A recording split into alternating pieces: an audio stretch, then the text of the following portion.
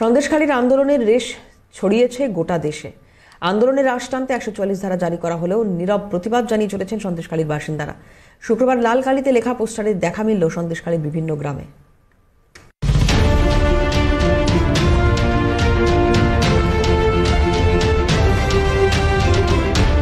শেখ শাহজাহান, শিবু হাজরা, উত্তম সর্দারের বিরুদ্ধে অত্যাচারের অভিযোগ এনে লাঠি হাতে সরব হয়েছে সন্দেশখালীর মহিলারা।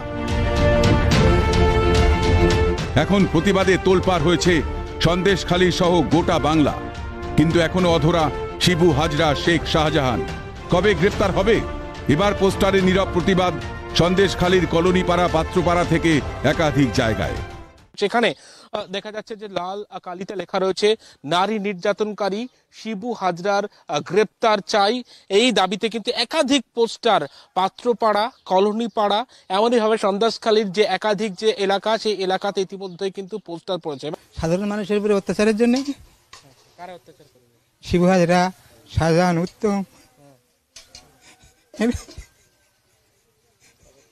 সেই কারণে জব কার্ডের কাজ করেছি, টাকা দিতে মারে।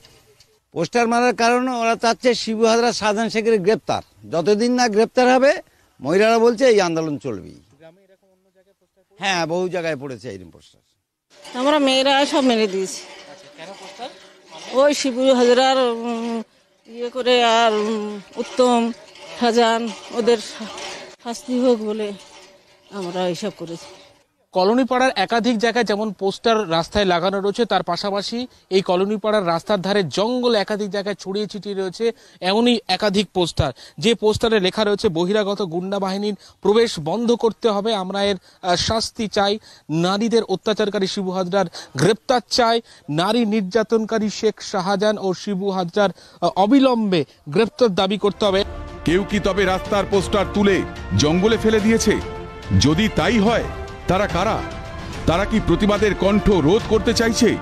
গ্রামবাসীদের মধ্যেই কি ছড়িয়ে আছে শিবুদের লোক? জঙ্গলের মধ্যে পোস্টার কোথা থেকে এলো তা নিয়েও কিন্তু প্রশ্ন উঠছে। নিঃশব্দ প্রতিবাদ জানাচ্ছেন গ্রামবাসীরা। ক্যামেরায় সুরজিৎ প্রামাণিকের সঙ্গে অয়ন শর্মা, ক্যালকাটা নিউজ, সন্দেশখালী।